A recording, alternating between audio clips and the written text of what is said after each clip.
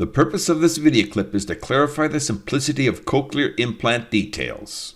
What are cochlear implants? They provide a sense of hearing? What does sense of hearing mean? These are good questions. We'll start with hearing basics. An audiogram is a chart of a person's hearing. The word hertz can be described with a guitar string. Pluck a guitar string and the string vibrates. If it swings 1 time in 1 second, that's 1 hertz. If it swings 1,000 times in 1 second, that's 1,000 hertz. The audiogram starts at 125 hertz. That's a really low sound. And it ends at 8,000 hertz. That's a really high sound. On the left side is dB, which means decibels. At -10, it's very soft. At 120, it's very loud. Jet engine loud. The top of the chart is normal hearing. The gray area is normal hearing for children.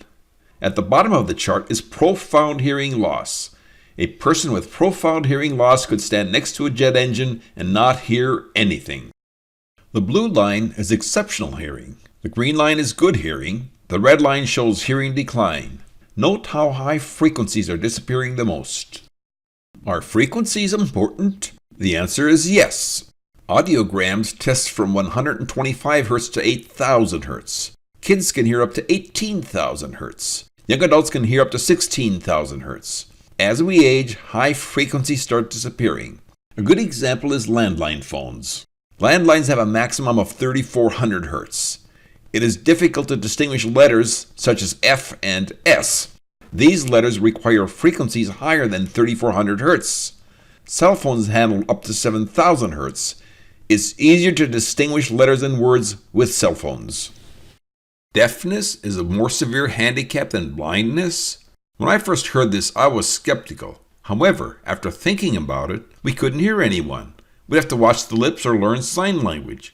And how do we handle phone calls? Or listen to the radio or TV and music? And then there are the subtle items such as doorbells, fire alarms, cars, car keys that we drop, birds. It's a long list. Deafness is a more severe handicap than blindness. What causes hearing loss? Loud noise can result in deafness. It made me wonder, did I damage my hearing? As a kid, one time I drove a tractor without a muffler. It was very loud. When I came back into the house, I couldn't hear anybody. The loud music at dances can result in hearing loss. Hunting, guns are very loud. It turns out that one-time loud sound is okay. Repetitive loud sound over a period of time results in hearing loss. I started wearing ear protectors for the lawnmower, table saw, loud music, and movie theaters. Are 2 ears needed? Isn't 1 ear adequate? If you're in a noisy room with many people talking, have you noticed how your ears can zoom in and listen to one person? How is this possible? The brain can cancel sounds, but it requires both ears. With 1 ear, the brain cannot cancel. If the hearing is not identical in both ears, the brain cannot cancel. This explains why people with hearing aids have a difficult time in noisy rooms. What is a cochlea? A cochlea is that snail-shaped thing behind our eardrum. Eardrum, hammer, anvil, stirrup are connected to the cochlea. We'll zoom in. Eardrum, hammer, anvil, stirrup are connected to a portion of the cochlea. If we unwound a cochlea, it would stretch out like a tube. The top half of the cochlea is a fluid. The bottom half is also a fluid. The top and bottom fluid connect at the far end. Here is the oval window. The hammer, anvil, and stirrup connect the eardrum to the cochlea via the oval window. Here is the round window. Pressure waves travel through the cochlea and eventually end up at the round window. There is a membrane between the top fluid and bottom fluid. This is a cross section. Top fluid, bottom fluid, and membrane. We'll zoom in. Top fluid, bottom fluid, and membrane. There are 40,000 hair cells in the cochlea. How does the cochlea work? The eardrum vibrates when there is sound. This vibration is passed onto the cochlea via the hammer, anvil, and stirrup. This creates pressure waves in the cochlea. The fluid pressure waves cause the hair cells in the membrane to bend. When the hair cells bend, they fire digital pulses that travel to the brain. The brain hears sound. There are 40,000 hair cells. If we bend the hair cells at the front end of the cochlea, we hear high-pitched sounds. If we bend the hair cells at the far end of the cochlea, we hear low-pitched sounds. The 40,000 hair cells are a finely tuned chromatic scale. For a chromatic scale, think of a piano. If you play every note on a piano, that is a chromatic scale. Except this is 40,000 hair cells. That would be a very wide piano. Sound vibrations create pressure waves in the fluid, which bends hair cells, which fires digital pulses, which travel to the brain. High-pitched sounds fire hair cells near the front end of the cochlea.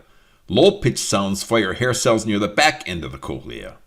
The cochlea triggers digital pulses? The answer is yes. Bending hair cells results in digital pulses traveling to the brain. We'll look at some digital pulse examples. Does the blue Danube waltz sound like digital pulses? Does the smell of an orange smell like digital pulses? Does the color red look like digital pulses? Does chocolate taste like digital pulses?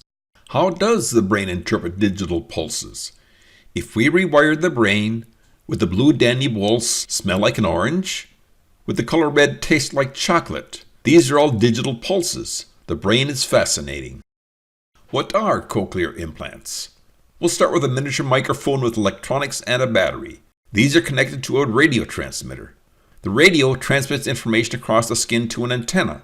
The antenna is connected to an electrode that is inserted into the round window. The hammer and stirrup are connected to the oval window. The electrode is inserted into the round window. What are important factors?